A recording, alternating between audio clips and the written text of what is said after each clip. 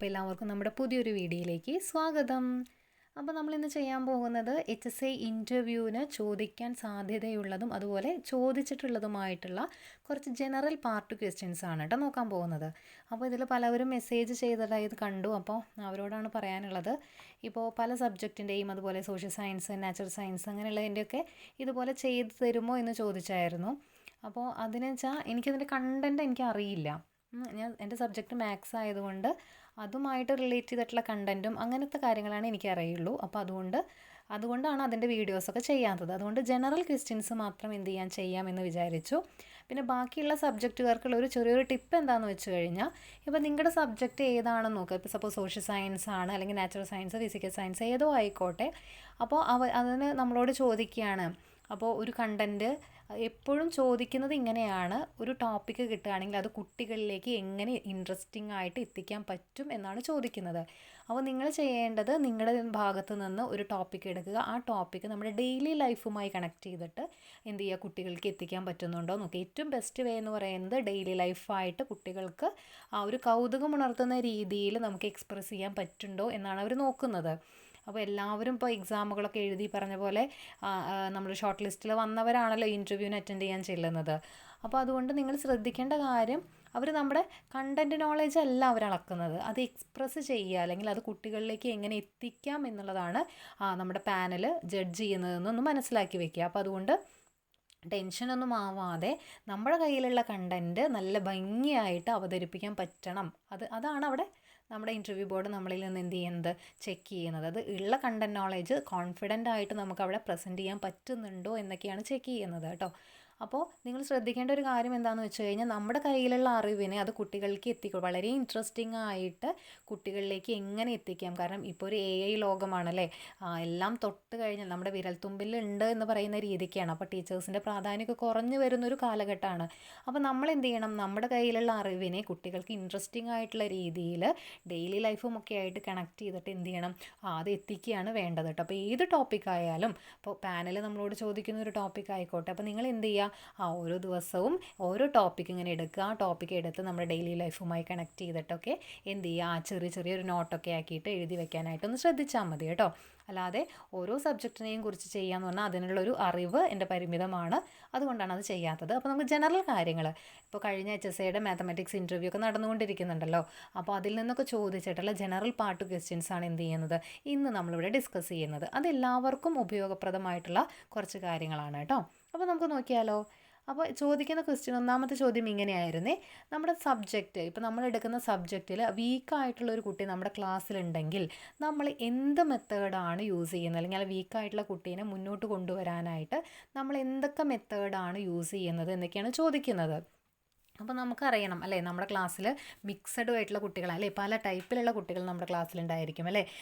എന്താ പറയുക, ഗിഫ്റ്റഡ് ആയിട്ടുള്ള കുട്ടികളുണ്ടായിരിക്കും അല്ലേ, അതുപോലെ സ്ലോ ലേണേഴ്സ് ഉണ്ടായിരിക്കും, പിന്നെ നമ്മുടെ സബ്ജക്റ്റിൽ വീക്കായിട്ടുള്ള കുട്ടികളുണ്ടായിരിക്കും. അപ്പോൾ എല്ലാവരെയും എന്ത് ചെയ്യണം, ഒരു കുടക്കീഴിൽ എന്ന രീതിയിൽ നമ്മൾ എന്ത് ചെയ്യണം, പഠിപ്പിക്കേണ്ടത് അത്യാവശ്യമാണ്. അപ്പോൾ അതിനുള്ള സ്ട്രാറ്റജീസ് എന്തൊക്കെയാണ്, അതിന് നിങ്ങൾ എന്ത് ചെയ്യും എന്നൊക്കെയാണ് ഇൻ്റർവ്യൂ ബോർഡ് നമ്മളോട് ചോദിക്കുന്നത്. അപ്പോൾ നമ്മൾ അതിനനുസരിച്ചുള്ള ആൻസേഴ്സ് എന്ത് ചെയ്യണം, കണ്ടെത്തി വെക്കേണ്ടത് അത്യാവശ്യമാണ് കേട്ടോ. അല്ലേ, അവർക്ക് കാരണം ഒരു ക്ലാസ്സിൽ ബോറടിക്കാത്ത രീതിയിൽ അല്ലേ, മറ്റുള്ള കുട്ടികൾ ഇപ്പോൾ ഗിഫ്റ്റഡ് ചിൽഡ്രൻസിനൊക്കെ നമ്മൾ വളരെ കാമായിട്ട് എടുത്ത് അല്ലെങ്കിൽ വളരെ സ്ലോ ഒക്കെ ആയിട്ട് എടുത്ത് കൊടുക്കുമ്പോൾ അവർക്ക് ഭയങ്കര ബോറടി ആയിരിക്കും, കാരണം അവർ ഗിഫ്റ്റഡ് ആണ്. എന്നാൽ സ്ലോ ലേണേഴ്സിനെ സംബന്ധിച്ചിടത്തോളം നമുക്ക് സ്പീഡിൽ കണ്ടൻറ്റ് പറഞ്ഞു കൊടുക്കാനും പറ്റില്ല. അപ്പോൾ അതിനനുസരിച്ച് ഒരു മീഡിയം ലെവലിൽ നിന്നുകൊണ്ട് നമ്മൾ ക്ലാസ് എടുത്ത് അവർക്കും ഇവർക്കും ബോറടി ഇല്ലാത്ത രീതിയിൽ നമ്മൾ ക്ലാസ് എടുത്തുകൊണ്ട് കണ്ടൻറ്റ് മനസ്സിലാക്കുന്ന രീതിയിലൊക്കെ എടുത്തു കൊടുക്കാം എന്നൊക്കെ പറയണം. പിന്നെ അതിനനുസരിച്ചുള്ള സ്ട്രാറ്റജീസ് നിങ്ങളെ മനസ്സിൽ തോന്നുന്നത് എന്തൊക്കെയാണെന്നുണ്ടെങ്കിൽ അതൊക്കെ ഒന്ന് കുറിച്ച് വെച്ച് ഒന്ന് നോക്കി പോവേണ്ടതാണ് കേട്ടോ. കാരണം ഇതൊക്കെ ജനറൽ ക്വസ്റ്റ്യൻസ് ആണേ. അതുപോലെ നമ്മുടെ ക്ലാസ് ഇൻട്രസ്റ്റിംഗ് ആക്കാൻ വേണ്ടിയിട്ട്, അതായത് നിങ്ങളുടെ സബ്ജക്റ്റിൻ്റെ ക്ലാസ് ഇൻട്രസ്റ്റിംഗ് ആക്കാൻ വേണ്ടിയിട്ട് നിങ്ങൾ ഏതൊക്കെ മെത്തേഡുകൾ യൂസ് ചെയ്യും. അതുപോലെ ടീച്ചിങ് എയ്ഡ്സ് ഒക്കെ ഉണ്ടല്ലോ, അപ്പോൾ ആ ടീച്ചിങ് എയ്ഡ്സൊക്കെ നിങ്ങൾ അല്ലെങ്കിൽ ഏതെങ്കിലും ഒരു ടീച്ചിങ് എയ്ഡ് അത് ഉപയോഗിക്കാനുള്ള സന്ദർഭമൊക്കെ ചോദിക്കുന്നുണ്ട്. അപ്പോൾ സ്വന്തം സബ്ജക്റ്റിലുള്ള ടീച്ചിങ് എയ്ഡ് ഏതാണ്, അത് എങ്ങനെ ഉപയോഗിക്കാം, അതെങ്ങനെ കുട്ടികൾക്ക് ഇൻട്രസ്റ്റിംഗ് ആക്കാം എന്നുള്ളതൊക്കെ എന്ത് ചെയ്യണം, നിങ്ങൾ നോക്കി വെക്കേണ്ടതാണ് കേട്ടോ. ഇനി അടുത്തതാണ് ചോദിക്കുന്ന ഒരു ക്വസ്റ്റ്യനാണ്, ചോദിച്ച ഒരു ക്വസ്റ്റ്യനും കൂടിയാണ് നമ്മുടെ സ്റ്റുഡൻറ്റ് ടീച്ചർ റേഷ്യോ കേട്ടോ. നമ്മുടെ സ്റ്റുഡൻറ്റ് ടീച്ചർ റേഷ്യോ എങ്ങനെയാണ് എന്നുള്ള രീതിക്ക് ഒരു ക്വസ്റ്റ്യൻ ചോദിച്ചായിരുന്നു. അപ്പോൾ സ്റ്റുഡൻറ്റ് ടീച്ചർ റേഷ്യോ എന്ന് പറയുന്നത് എൽ പിയിലാണെങ്കിൽ 1:30 ആണ് കേട്ടോ, 1:30. എന്നാൽ 31ാമത്തെ ഒരു കുട്ടി വരികയാണെങ്കിൽ നമുക്ക് നെക്സ്റ്റ് ഡിവിഷൻ ക്രിയേറ്റ് ചെയ്യാനുള്ള ഒരു ഓപ്ഷൻ ഉണ്ട് കേട്ടോ. 1:30 ആണ്. 31 31ാമത്തെ സ്റ്റുഡൻറ്റ് വരികയാണെങ്കിൽ നമുക്ക് നെക്സ്റ്റ് ഒരു ഡിവിഷൻ ക്രിയേറ്റ് ചെയ്യാൻ പറ്റും. ഇനി അതുപോലെ യു പിയിലാണെങ്കിൽ 1:35 ആണ് പറയുന്നത്, 35 കുട്ടികൾക്ക് ഒരു ടീച്ചർ എന്നുള്ള രീതിക്ക്. അതുപോലെ തന്നെ 36ാമതൊരു കുട്ടി വന്നു കഴിഞ്ഞാൽ നമുക്ക് എന്ത് ചെയ്യാൻ പറ്റും, അവിടെ എഗെയിൻ നമുക്കൊരു ഡിവിഷൻ ക്രിയേറ്റ് ചെയ്യാൻ പറ്റും. എന്നാൽ ഹൈസ്കൂളിലേക്ക് വരുമ്പോൾ 1:45 ആണ് പറയുന്നത്, 1:45, ഒരു ടീച്ചർക്ക് 45 കുട്ടികൾ എന്നുള്ള രീതിക്ക്. പക്ഷേ അവിടെ 46ാമതൊരു കുട്ടി വന്നു കഴിഞ്ഞാൽ നമുക്ക് എന്ത് ചെയ്യാൻ പറ്റില്ല, പുതിയൊരു ഡിവിഷൻ ക്രിയേറ്റ് ചെയ്യാൻ പറ്റില്ല. പകരം അവിടെ 51ാമതൊരു കുട്ടി വന്നു കഴിഞ്ഞാൽ മാത്രമാണ് എന്ത് ചെയ്യാൻ പറ്റുള്ളൂ, അവിടെ ഒരു ഡിവിഷൻ നമുക്ക് ക്രിയേറ്റ് ചെയ്യാൻ പറ്റുള്ളൂ. അപ്പോൾ അതും കൂടെ ഒന്ന് ശ്രദ്ധിച്ച് വെക്കണം കേട്ടോ. പിന്നെ അടുത്തൊരു ചോദ്യം ഇങ്ങനെയായിരുന്നു, ഡെയിലി ലേറ്റ് ആയിട്ട് നമ്മുടെ ക്ലാസ്സിലേക്ക് ഒരു കുട്ടി വരികയാണെന്നുണ്ടെങ്കിൽ നമ്മൾ ആ കുട്ടീനെ എങ്ങനെ ഹാൻഡിൽ ചെയ്യും എന്നായിരുന്നു ചോദിച്ചത്. അപ്പോൾ നമുക്കറിയാമല്ലോ നമ്മുടെ ക്ലാസ്സുകളിലൊക്കെ ഡെയിലി ഇങ്ങനെ കുട്ടികൾ ലേറ്റ് ആയിട്ട് വരുമ്പോൾ നമുക്ക് ക്ലാസ് ഇൻചാർജ് ഉണ്ടെന്നുണ്ടെങ്കിൽ നമുക്ക് എന്തായാലും അത് അറിഞ്ഞിരിക്കണം. ഇനി അതർവൈസ് അല്ലാത്ത കേസാണെങ്കിൽ നമ്മളവിടെ സബ്ജക്റ്റ് എടുക്കാൻ മാത്രമാണ് പോകുന്നതെങ്കിൽ നമ്മൾ എന്ത് ചെയ്യണം, ആദ്യം തന്നെ ക്ലാസ് ടീച്ചറെ നമ്മൾ ഇൻഫോം ചെയ്യണം, അല്ലെ എന്തുകൊണ്ടാണ് ഈ കുട്ടി, അല്ലേ ആദ്യം ഈ കുട്ടിയോട് എന്ത് ചെയ്യണം, കാര്യം തിരക്കണം. അതിനുശേഷം നമ്മൾ ക്ലാസ് ടീച്ചേഴ്സിനോട് കാര്യം പറയണം. പിന്നെ മുകളിലേക്ക് പോകേണ്ട കേസുകളാണെങ്കിൽ നമ്മൾ HMനോട്, പിന്നെ അതിനുശേഷം ആ കുട്ടിയുടെ ബാക്ക്ഗ്രൗണ്ട്, അങ്ങനെയുള്ള കാര്യങ്ങളൊക്കെ നമ്മൾ നോക്കിയിട്ട് എന്തുകൊണ്ടാണ് ആ കുട്ടി ലേറ്റായി വരുന്നത് എന്നുള്ളത് നമ്മൾ അന്വേഷിക്കണം കേട്ടോ. ചിലപ്പോൾ വീട്ടിലെ സാഹചര്യങ്ങൾ കൊണ്ടായിരിക്കാം, അല്ലെങ്കിൽ ആ കുട്ടിയുടെ കുറുമ്പായിരിക്കാം.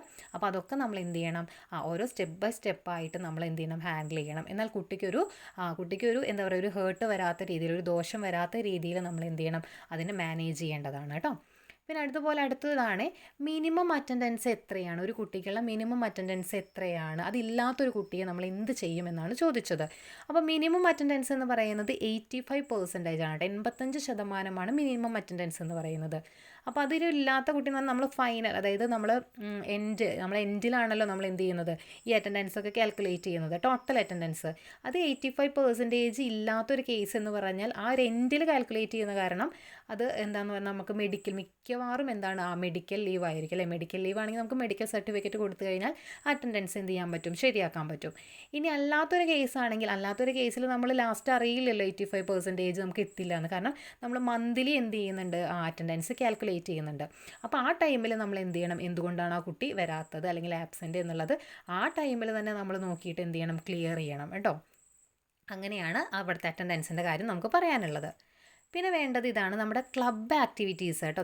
നിങ്ങളുടെ സബ്ജക്റ്റുമായിട്ട് ബന്ധപ്പെട്ടിട്ടുള്ള ക്ലബ്ബ് ആക്ടിവിറ്റീസ് എന്തൊക്കെയാണ്, സ്കൂളിൽ നടക്കുന്ന ക്ലബ്ബ് ആക്ടിവിറ്റീസ് എന്തൊക്കെയാണെന്ന്. ഇപ്പോൾ ഓരോ സോഷ്യൽ സയൻസ് ആണെങ്കിൽ സോഷ്യൽ സയൻസ് ക്ലബ്ബ് ഉണ്ടായിരിക്കും, ഓരോ ദിനങ്ങളും നമ്മൾ ആചരിക്കണം, അല്ലേ. അതുകൂടാതെ തന്നെ നമ്മുടെ സർക്കുലർ വരും, അല്ലേ, ഇങ്ങനെ ഓരോ ഗവൺമെൻറ് സർക്കുലർ വരും. അപ്പോൾ ആ ദിനങ്ങൾ നമ്മൾ ആചരിക്കണം, അല്ലേ. അപ്പോൾ അങ്ങനെയുള്ള കാര്യങ്ങൾ, ഇപ്പോൾ സ്കൂളിൽ ഡെയിലി വേജൊക്കെ ആയിട്ട് വർക്ക് ചെയ്തവർക്ക് അറിയാൻ പറ്റും, അല്ലേ. ഓരോ ദിവസം ചിലപ്പോൾ രാവിലെ ആയിരിക്കും എന്ത് ചെയ്യും, നമുക്കൊരു സർക്കുലർ വരുന്നത്, അല്ലേ. അപ്പോൾ അങ്ങനെ ഓരോ ദിനങ്ങളും ഉണ്ടായിരിക്കും, അതുപോലെ അത് ആചരിക്കണം. കൂടാതെ നമ്മുടെ ക്ലബിൻ്റേതായിട്ടുള്ള ആക്ടിവിറ്റീസ് എന്തൊക്കെയാണെന്നുള്ളതൊക്കെ നിങ്ങൾ എന്ത് ചെയ്യണം, അറിഞ്ഞു വെക്കണം കേട്ടോ. പിന്നെ അതുപോലെ തന്നെ ഒരു ടീച്ചറോട് ചോദിച്ച ക്വസ്റ്റ്യൻ ഇങ്ങനെയായിരുന്നു, മാത്തമാറ്റിക്സ് ടീച്ചറായിരുന്നേ. അപ്പോൾ ടീച്ചറോട് ചോദിച്ചത് ഇങ്ങനെയാണ്, നമുക്കൊരു ഒരു ടൂർ കണ്ടക്ട് ചെയ്യാൻ പറ്റുക, അല്ലെങ്കിൽ ടൂർ കണ്ടക്ട് ചെയ്യാൻ സ്കൂളിൽ നിന്ന് അവർ പറയുകയാണെന്നുണ്ടെങ്കിൽ നിങ്ങൾ എവിടേക്കാണ് ആ കുട്ടികളെ ടൂർ കൊണ്ടുപോകുക, അതായത് സബ്ജക്റ്റ് റിലേറ്റഡ് ആയിട്ട് ആ കുട്ടികളെ എവിടേക്കാണ് ടൂർ കൊണ്ടുപോകുക എന്നുള്ളത്.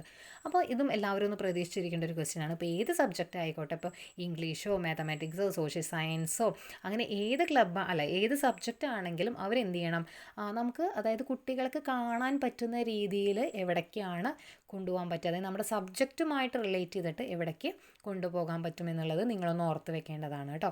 അതിപ്പോൾ സ്വന്തം ജില്ലയിലാണ് ചോദിച്ചത്. അപ്പോൾ നിങ്ങൾ എന്ത് ചെയ്യുക, ഇപ്പോൾ ടൂർ നമുക്ക് സ്വന്തം ജില്ലയിലേക്ക് തന്നെ കൊണ്ടുപോകണമെന്നൊന്നുമില്ലല്ലോ, ട്രിപ്പല്ലേ. അപ്പോൾ നമ്മുടെ സ്വന്തം ജില്ലയിലുണ്ടെങ്കിൽ അത് നോക്കുക, അല്ലെങ്കിൽ അതർ ഡിസ്ട്രിക്റ്റൊക്കെ ആണെങ്കിൽ അത് നോക്കിയിട്ട് നമ്മുടെ സബ്ജക്റ്റുമായിട്ട് എവിടെ കണക്ട് ചെയ്ത് കൊണ്ടുപോകാം എന്നൊക്കെ ഉള്ളത് നിങ്ങൾ നോക്കി വെക്കേണ്ടത് കേട്ടോ. അപ്പോൾ ഹിസ്റ്ററിയും അല്ലെങ്കിൽ സോഷ്യൽ സയൻസ് ഒക്കെ ആണെങ്കിൽ ചരിത്ര പ്രധാനമുള്ള സ്ഥലങ്ങളിലേക്ക് കൊണ്ടുപോകാൻ പറ്റും, അല്ലേ. ഹിൽസ്, പാലസ് അങ്ങനെ കൊണ്ടുപോയി കാണിക്കാൻ പറ്റും. അപ്പോൾ അതൊക്കെ ഒന്ന് ഓർത്ത് വെക്കണം കേട്ടോ. ഇനി അടുത്തതാണ് നമ്മൾ നോക്കുന്നത്, ഞാൻ നേരത്തെ പറഞ്ഞല്ലോ ടീച്ചിങ് മെത്തേഡുകൾ. അപ്പോൾ ടീച്ചിങ് മെത്തേഡുകൾ ഏതാണ്, അത് വെച്ചിട്ട് ഇങ്ങനെ ഒരു ടോപ്പിക്ക് പഠിപ്പിക്കാം എന്നൊക്കെ ചോദിക്കുന്നുണ്ട്. അപ്പോൾ നമ്മുടെ സബ്ജക്റ്റുമായിട്ട് റിലേറ്റ് ചെയ്തിട്ടുള്ള ടീച്ചിങ് മെത്തേഡുകളും കാര്യങ്ങളൊക്കെ എന്താണെന്ന് നോക്കിയിട്ട് എന്ത് ചെയ്യണം, അതൊന്നും കൂടി പ്രിപ്പയർ ചെയ്തിട്ട് വെക്കണം കേട്ടോ. ഓക്കെ ആണല്ലോ. പിന്നെ അടുത്തത് ഇങ്ങനെയാണ്, നമ്മുടെ റിലേറ്റഡ് അതായത് സയൻറ്റിസ്റ്റ്, നമ്മുടെ സബ്ജക്റ്റുമായിട്ട് റിലേറ്റ് ചെയ്തിട്ടുള്ള ശാസ്ത്രജ്ഞന്മാരെ എന്ത് ചെയ്യണം, അത് പഠിച്ചു വെക്കണം കേട്ടോ. അത് പ്രത്യേകിച്ച് SCERTയിൽ പറയുന്നുണ്ടെങ്കിൽ അവരെ തന്നെ എന്ത് ചെയ്യുക, നോക്കി വെക്കാനായിട്ട് ശ്രദ്ധിക്കുക. ഇപ്പോൾ 8, 9, 10 ക്ലാസ്സുകളിലൊക്കെ നമുക്കിങ്ങനെ സൈഡിൽ ബോക്സുകളൊക്കെ ആയിട്ട് ഓരോ സബ്ജക്റ്റിനെയും ഓരോ ശാസ്ത്രജ്ഞന്മാരെ മെൻഷൻ ചെയ്തിട്ടും അവരുടെ കണ്ടുപിടുത്തങ്ങളൊക്കെ അതിൽ പറഞ്ഞിട്ടുണ്ട്. അപ്പോൾ അതുപോലെ അതൊക്കെ ഒന്ന് നോക്കുക. പിന്നെ QR കോഡൊക്കെ സ്കാൻ ചെയ്യാനൊക്കെ ആയിട്ട് നമ്മുടെ ടെക്സ്റ്റ് ബുക്കിൽ കാണാറുണ്ട്. അപ്പോൾ അതൊക്കെ എന്ത് ചെയ്യുക, ജസ്റ്റ് ഒന്ന് സ്കാൻ ചെയ്ത് നോക്കുക, എന്തൊക്കെയാണ് ഇതിൽ വീഡിയോ വരുന്നത് അല്ലെങ്കിൽ എന്താണ് അതിൽ കണ്ടൻറ്റ് എന്നൊക്കെ നിങ്ങൾ എന്ത് ചെയ്യണം, നോക്കി വെക്കണം. സയൻറ്റിസ്റ്റുകളും അവരെന്തൊക്കെയാണെന്നൊക്കെ നോക്കി വെക്കണം. അപ്പോൾ അതൊക്കെ ചോദിക്കുന്നുണ്ട് കേട്ടോ. ഇതൊക്കെ ചോദിച്ച ക്വസ്റ്റ്യൻസ് എന്ന് എടുത്ത് പറയുന്നതാണ്. അപ്പോൾ അതൊക്കെ എന്ത് ചെയ്യണം, നോക്കണം. പിന്നെ നമ്മുടെ ഹോബിയുടെ കാര്യം പറഞ്ഞല്ലോ. അപ്പോൾ ഹോബി എന്ന് പറഞ്ഞു കഴിഞ്ഞാൽ നമ്മുടെ ബയോഡാറ്റയിൽ എഴുതുന്ന ഒരു വല്ലാത്തൊരു പോയിന്റ് തന്നെയാണ് ഈ ഹോബി എന്ന് പറയുന്നത്. കാരണം ഹോബി റിലേറ്റ് ചെയ്തിട്ട് ഒരുപാട് ക്വസ്റ്റ്യൻസ് ചോദിക്കുന്നുണ്ട്. നമ്മുടെ സബ്ജക്റ്റ് റിലേറ്റഡ് ആയിട്ട് ആ ഹോബിയെ എങ്ങനെ കൊണ്ടുവരാം, അതുപോലെ സ്കൂളിലേക്ക് നമ്മുടെ ഹോബി കൊണ്ട് ആ സ്കൂളിന് എന്തെങ്കിലും ബെനിഫിറ്റ് ഉണ്ടോ, അല്ലെങ്കിൽ സ്കൂളിനെ നമ്മുടെ ഹോബിയുമായിട്ട് റിലേറ്റ് ചെയ്തിട്ട് എങ്ങനെ കണക്ട് ചെയ്യാം, അങ്ങനെയുള്ള കാര്യങ്ങളൊക്കെ എന്ത് ചെയ്യുന്നുണ്ട്, ചോദിക്കുന്നുണ്ട് കേട്ടോ. അപ്പോൾ അതും കൂടി എന്ത് ചെയ്യണം, നോക്കി വെക്കണം കേട്ടോ. പിന്നെ ഒരു കാര്യമാണ് ശാസ്ത്രമേള അല്ലേ. അപ്പോൾ ശാസ്ത്രമേളകൾക്ക് ഓരോ സബ്ജക്റ്റിൽ നിന്നും ഇപ്പോൾ നമ്മൾ സയൻസ് എക്സിബിഷൻ ഉണ്ട്, അതുപോലെ സോഷ്യൽ സയൻസ് ഉണ്ട്, മാത്തമാറ്റിക്സ് ഉണ്ട് അല്ലേ. അപ്പോൾ ഇങ്ങനെയുള്ള വർക്ക് എക്സ്പീരിയൻസ്, അങ്ങനെ ഓരോ കാര്യങ്ങളും എന്ത് ചെയ്യുന്നുണ്ട്, ശാസ്ത്രമേളയിൽ വരുന്നുണ്ട്. അപ്പോൾ ഓരോ മേളയിൽ നമ്മൾ എന്തൊക്കെ ഐറ്റംസ് ആണ് വരുന്നത് അല്ലേ. അപ്പോൾ മാത്തമാറ്റിക്സ് ആണെങ്കിൽ എല്ലാം സ്പോർട്ട് മത്സരങ്ങളാണ് അല്ലേ. പക്ഷേ ബാക്കി ഈ സോഷ്യൽ സയൻസ് ആണെങ്കിലും സയൻസ് ആണെങ്കിലും എന്താണ്, നമ്മൾ സ്പോർട്ട് മത്സരങ്ങളല്ല അല്ലേ. നമ്മൾ ഉണ്ടാക്കി കൊണ്ടുപോയ സാധനങ്ങൾ എന്ത് ചെയ്യുക, അവിടെ കൊണ്ടുപോയി പ്രദർശിപ്പിച്ച് കുട്ടികളത് എക്സ്പ്ലെയിൻ ചെയ്യുന്ന ഒരു രീതിയാണ് കേട്ടോ. അപ്പോൾ അതൊക്കെ ഒന്ന് മനസ്സിലാക്കി വെക്കുക. ഏതൊക്കെ ഐറ്റംസ് ആണുള്ളത് കൊണ്ടുപോകുന്നത്, പ്രൊജക്റ്റ് കാര്യങ്ങളൊക്കെ ഉണ്ടല്ലോ. അപ്പോൾ അതൊക്കെ ഏതൊക്കെയാണ് എന്നും അതിൽ എന്തൊക്കെ കൊണ്ടുപോകാം, അങ്ങനെയുള്ള കാര്യങ്ങളൊക്കെ നിങ്ങൾ എന്ത് ചെയ്യണം, ഒന്ന് അറിഞ്ഞു വെക്കേണ്ടത് അത്യാവശ്യമാണ് കേട്ടോ. അപ്പോൾ ഇത്രയും കാര്യങ്ങളാണ് ഇന്നത്തെ വീഡിയോയിലുള്ളത്.